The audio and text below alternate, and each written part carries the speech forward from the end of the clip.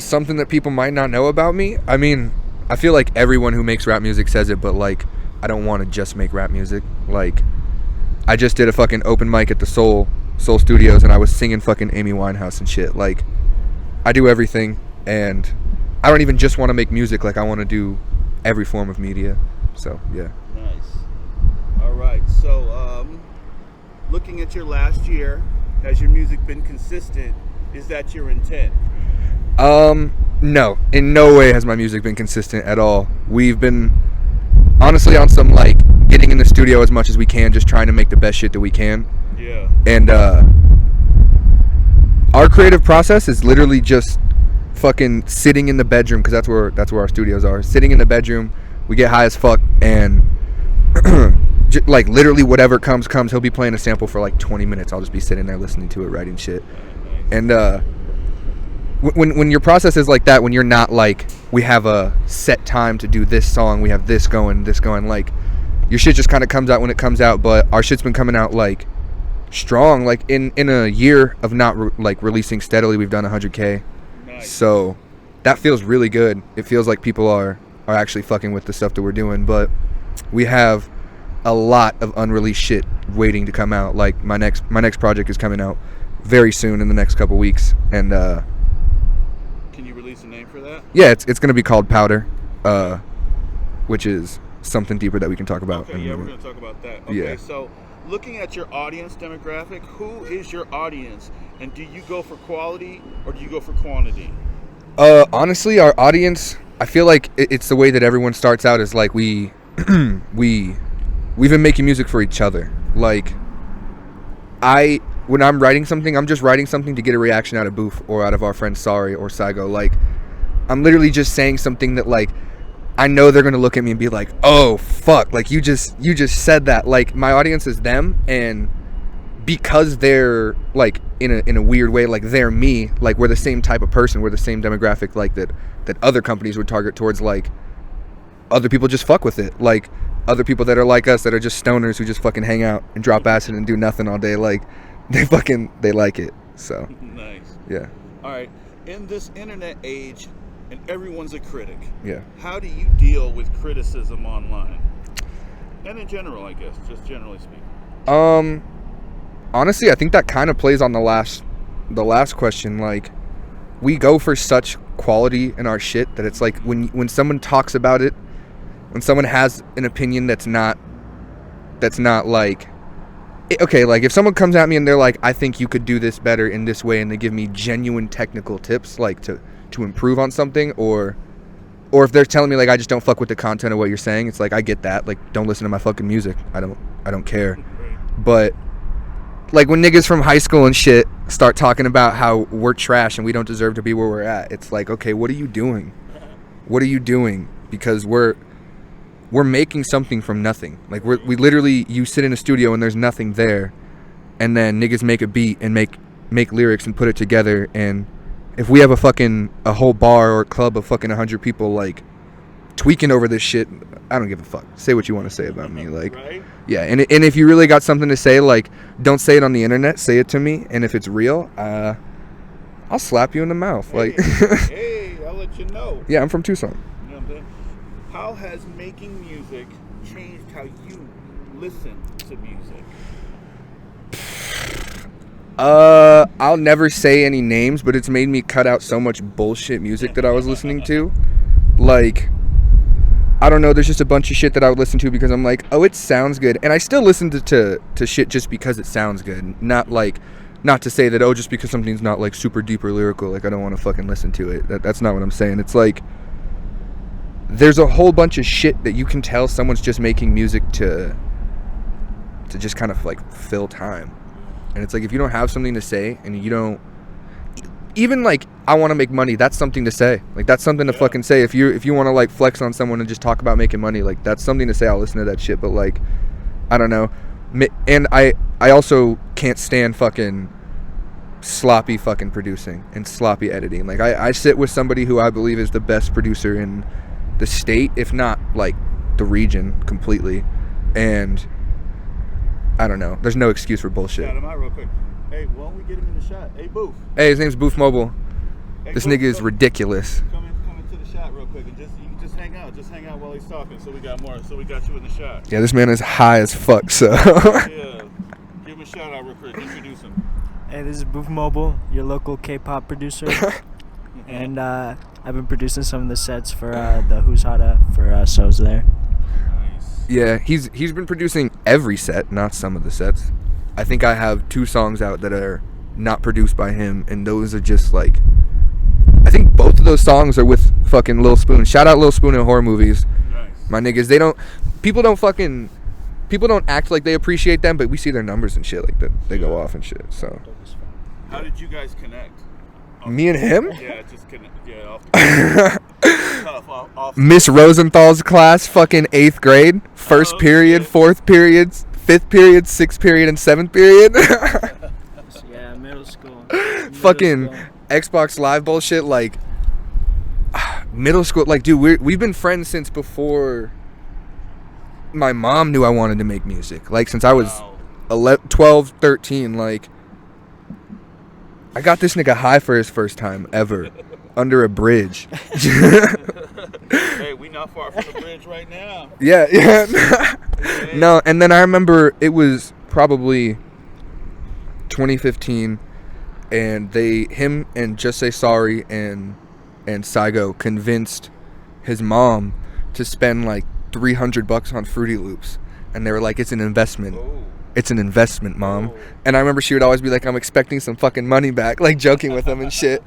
And it was just kind of like, I remember the first time they ever said that like they were making beats. I mean, I've been obsessed with music since I was a fucking kid. Like, that's just my mom and my dad. They both, and my grandparents, like everyone in my family is super, super heavy into music. And like, I've always wrote music, or written music rather. Fuck, my mom's an English teacher, she would kill me. Yeah, I've always written music forever, and when I found out they were making beats, I remember one day we were sitting in his room and I was like, oh shit, like, he's making beats and I want to rap, but nobody knows I want to rap, so I'm just gonna sit back. And I was like, yeah, make beats, like, keep making beats. And then I ended up leaving the high school that we went to just because I was a fuck up, and I was like, I need to get out of high school, and I actually graduated early, and I had a year off, and so in that year off, I was just like hanging out with some other friends of mine and making music. And this nigga one time was like, hey, I've been making beats and they're good now. And he sent me a couple beats, and this was probably 2017. And I was getting ready to move to Flagstaff. Wait, no, this is a year or two after. Wait, hold on. 2015 you started making beats. 2016 I left high school. 2017, okay, yes. 2017 I graduated. In 2018, early 2018, I had just turned 18, and I was getting ready to move to Flagstaff. And he was like, I've been making beats, like, this is probably a month or two before I was moving. And I was like, let me check them out, bro. Like, fucking, let's do it. And we both had mics and mixers and everything. And so he sent me some beats, and I recorded, like, this song called Hills. And I wrote Renegade, and I did a bunch of shit, and from there it was literally just like, because we've been friends for so long, because we were already just like, we can converse on a different level. Like, we don't need to just talk about music and business. Like, we can, because we're friends, like, the second that we started making music, it's like, oh, we're just hanging out, and this fire ass music is just a byproduct of hanging out. Yeah, it's more like art. We all just hung out and had fun. It wasn't like to be on no like clout shit. It wasn't like trying to like get attention. Like, we just all wanted to make some stuff that sounded good and what we listened to. Exactly, yeah.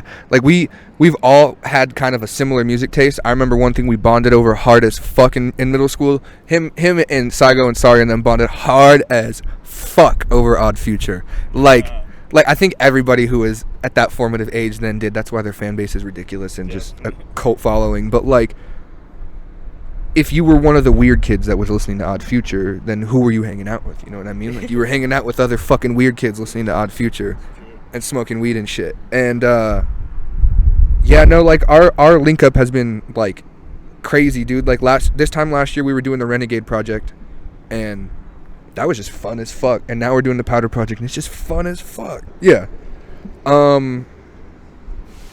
I mean, it's not hard. I'm at my roots right now. Like we're building what our foundation.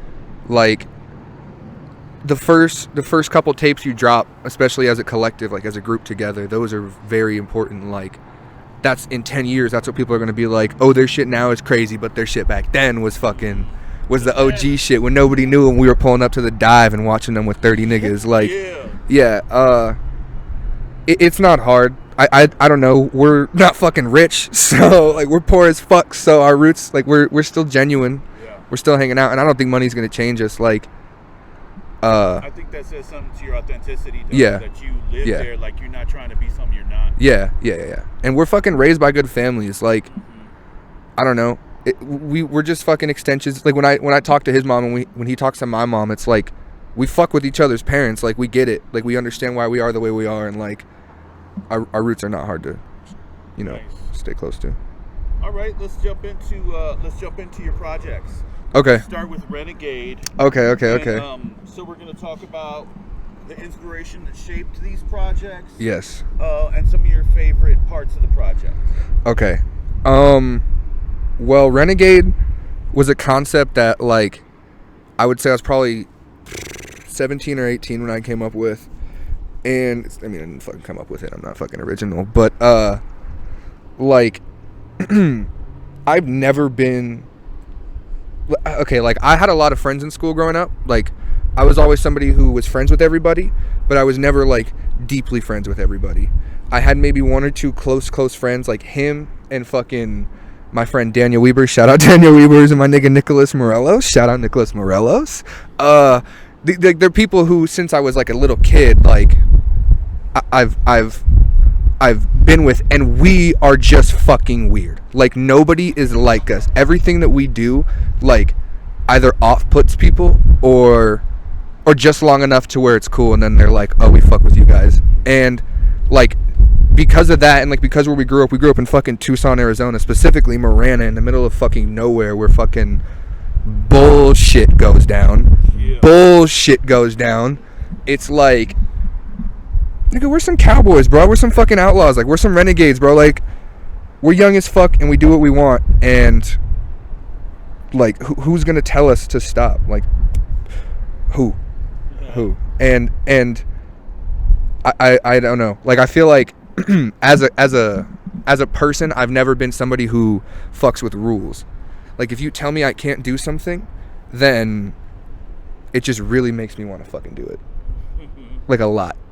Just some grimy shit. Like that's what I try to match with it. Is like just like some dark, some like really bumping shit. Yeah, and like in terms of the Renegade concept, like I think I'm high as fuck, so it just clicked in my head what I wanted to say.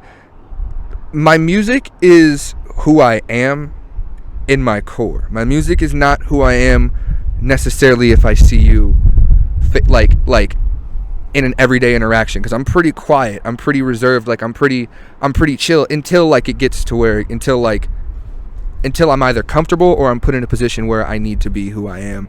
And then at that point, like, he'll tell you, and all our friends will tell you, like, I'm a fucking asshole. Like, I'm a fucking asshole. And that's kind of where the Renegade shit comes from, because it's like, I didn't want to name myself asshole, you know what I mean? No one's going to listen to me if I'm like, hey, I'm a dickhead. Yeah, but, yeah, exactly. I got that shit fucking tattooed a couple months ago to commemorate, like, the first project, and nice. I couldn't be happier with it. Like, the project, when I listen to it now, like, not to talk shit about us, about ourselves, but it's like, what the fuck? Like, the shit that we're making now is so crazy. Like, it's so crazy. This next project that's about to come out, which I can move into, let's talk about it. It's called Powder, and I'm actually going to be getting that shit tattooed on my other arm. Powder is what my mom used to call me, or she still calls me. She's called me since I was born, and you know who Powder P is? Yeah, so she's a big fucking, like, we used to listen to Ghetto Cowboy all day, and so, like, she called my brother Buddha.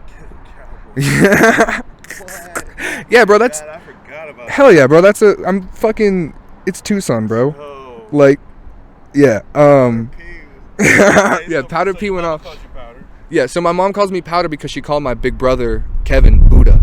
And so she would call him Buddha or B. And so she would call me because I was just like him. But as a kid, like, I have a hat on right now. My hair is brown, but in the sun, it's almost red. It's really light at the top. It looks like there's powder. Yeah. And I used to be ashy as hell. And so my mom called me Powder B because I was the powdered Buddha. And so she calls me Powder, and everyone, like, girls and shit and all my friends and shit, whenever she's like, Powder, they're like, oh, that's so cute and shit. So, like, I don't know. And this project is really just about who I am. Like, there's some cuts on there like Cursed. There's a song called Cursed, and that song sounds like some fucking like cinematic Quentin Tarantino like opening a fucking movie type shit. Nice. Like, yeah, it's hard. And I don't know, the I just really wanted to make a project that was about who I am in terms of like who my mom made me to be. Nice. And if you listen to the project, you might not necessarily get that message from it because I'm kind of talking about some crazy shit. But, like, if you knew me and you knew my mom, like, she's a great person. She's a teacher. She's been a teacher for, like, 20-something fucking years. But she's a savage, my nigga. Like, my mom's a little fucking 5-foot Italian-Polish woman who is a goddamn savage. And, yeah, she raised me to be a motherfucker. Like, that's what it comes down to. Yeah. That's what's up. Yeah. When can we expect that project coming out? I've been saying different dates for the past fucking 7 months. I don't know, but I mean, it was in its infancy when I was saying that shit. It's done. It's done. It was gonna come out yesterday. I initially planned for the 14th, but so anytime. Yeah, anytime. It's probably gonna come out in the next 2 weeks. I want to do it on like New Year's. So you're not. Oh, that's what I was just about to say. Like, are you one of these rappers that's like, I'm gonna not release at the end of the year, so I can release at the beginning? You know, so it's a 2020 record. That's not necessarily what it is. I honestly am just like, I want to have another like fat fucking release party. Yeah. And I want it to be around a date that people can get to. Like, I don't want to have it on like the 26th or 27th, a couple days after Christmas when everyone's with their family and shit. So we're going a little bit off the script, as you can tell. Can you tell us about the Who's Hotter, how the Grand Championship? Yeah. What you're doing now? We're going to see you next week. So yes. Is it going to be something? Is there going to be anything fresh? Is there going to be something off of Powder that we? Yeah, honestly, everything that I've done in the past probably 2 or 3 Who's Hotter competitions have been off Powder. Just nobody fucking knows that shit. Yeah. Oh, yeah. But in terms of like how I feel about them, that is honestly such a good fucking platform for people in Tucson who like don't have anybody listening to them, because we went from getting maybe 8,000 total streams this year to popping up at those shows and releasing right, and we're at like 100K this year. Like Carlton he'll get you right. Like, wow. Yeah, he's a good dude. You did a video with Carlton? Yeah, I done 2 videos with him. Okay. I did did I do Powder? Yeah. Powder and Real Nigga, which I don't know if Real Nigga is gonna still be on the project, but that video is out. So, nice. Yeah, but those are amazing shows. We started going to those in May, and I won May, June, July, and then I couldn't compete anymore because I'm the champion, the only fucking champion. Just feed my ego real quick. Grand champion, and I opened in August, and I think I took a break in September and October. And then in November, yes, I went back and I fucking competed again and won that shit again. And yeah, I'll be there next week, and I'm gonna do some more shit off Powder, some new shit. I've never done a repeat set there ever. Like, I always bring 3 new songs every single time. Oh wow. And I think that helps me stand out. Like, yeah. I don't know. If you're competing there and you haven't done that, I think maybe you should, because we've heard a lot of the same fucking songs. Yeah. We've heard a lot of the same songs for almost a few weeks now. Yeah. Yeah. And not to say they're not good songs. Like, I appreciate everyone who goes out there. Yeah, like, I fucking like to shout out some people who go there, like everyone in DIE. Yeah. Like, they're all cool as fuck. Lil Easy's the homie. It's my young nigga. Fucking Flavo. That nigga's cool as fuck.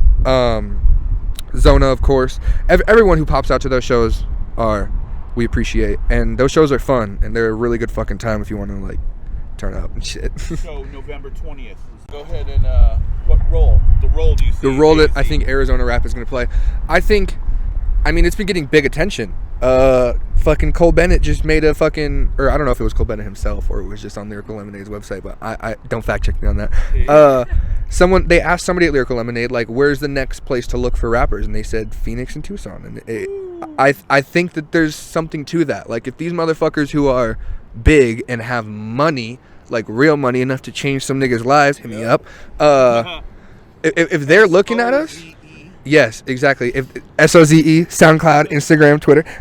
If they're looking at us, that means that this is about to blow up in a different way. Yeah. Like, I don't know why I've always felt like this. I don't know what the fuck is out here, but I think it's just because I'm biased because I grew up here. I've always felt like I don't know why there's not more shit in Arizona.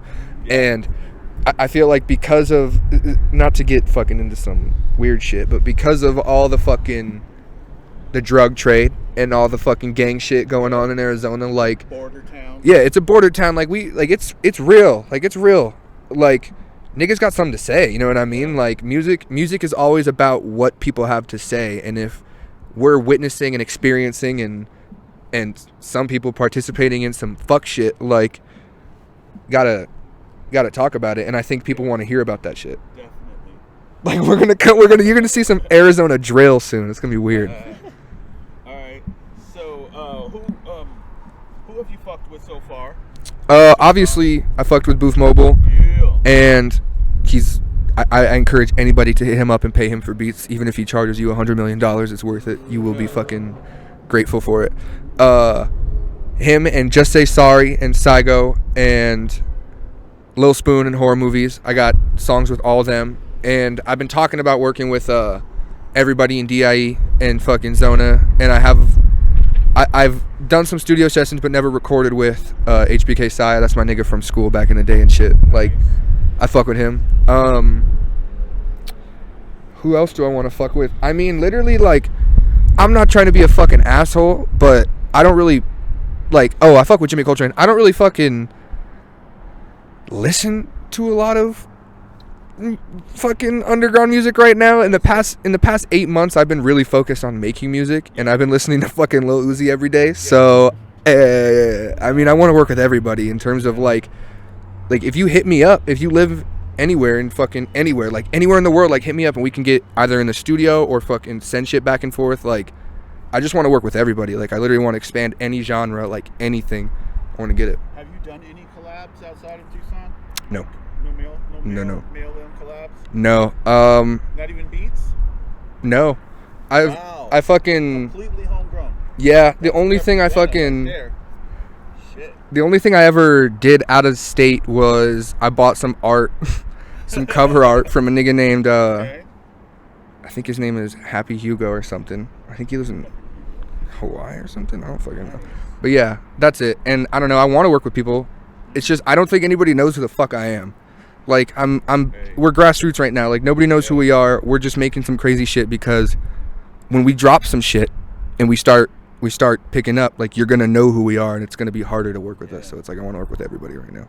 All right, well, go ahead and give out any thanks or last words that you want to. Thanks and last words. Like, you got shout-outs? Yeah, shout out to you. Shout out to everyone at the Mankind Podcast and everyone who does anything to help, like, anyone who is underappreciated right now. Like, you don't have to do this shit. You know what I mean? You didn't have to fucking smoke a blunt with us in my car and come out here and record in the wind and shit. But, like, you appreciate art, like, and so you did it, and I fuck with that, and shout out to everyone at Who's Hotta and this nigga. Look him up on fucking SoundCloud, Boofmobile, and shit, look me up on SoundCloud and Apple Music and Spotify. Soze, I have one song on there called Tommy Shelby. If you don't know what the fuck that is, watch Peaky Blinders on Netflix right now. Best show in the fucking world.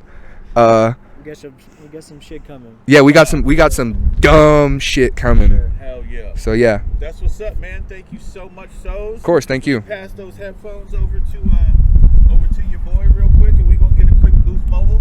Here, I'll hold this for you. Oh, thanks. I should have held that. My bad. Knife. And then just make sure you're talking to the front of it, like try to talk right to the logo if you can. Oh, okay, perfect.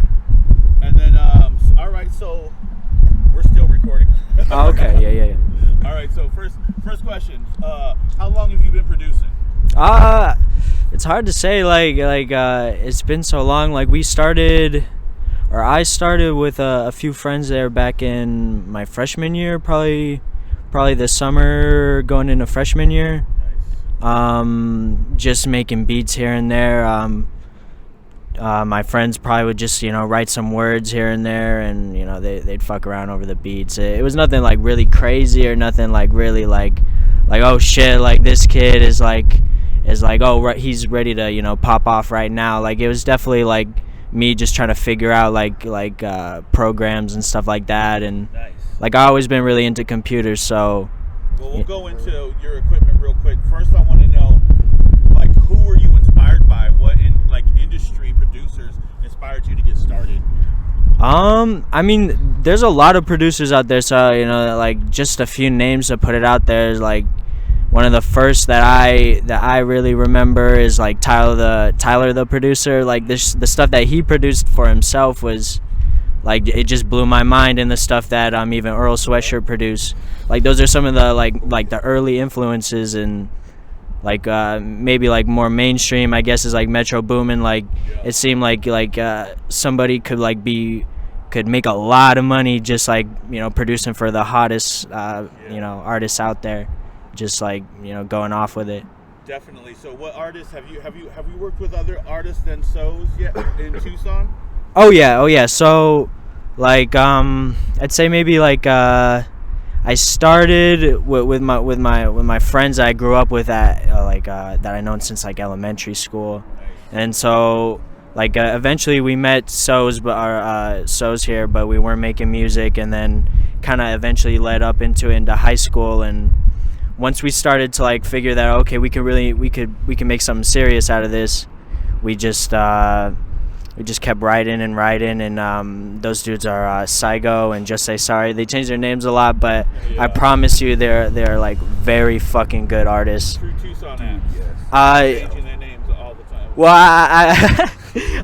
I believe my friend Saigo there, he's from New Mexico, but yeah, but we all grew up here in Marana. He's a fucking Tucson act. He's a Tucson act if I've ever seen one. I love that nigga. That's true. I mean, like, we all just grew up in, like, a little farm town, basically. And we'd just be making music here and there. And, like, I'd say over the past year really is when it started with all of our music.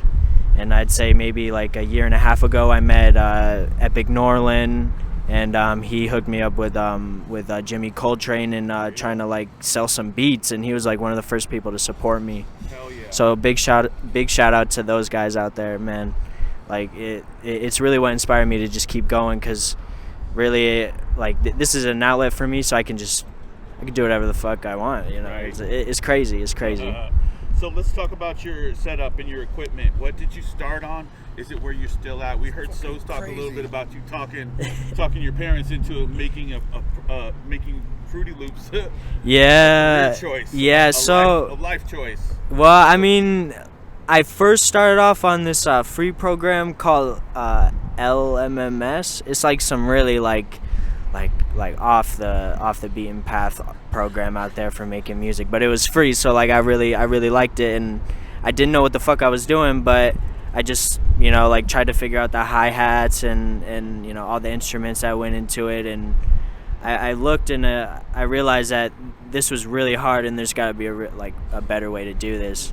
And so looking out there, I saw FL Studio or Fruity Loops is what a lot of people know from back in the day. Probably is it's just a really like user-friendly type program.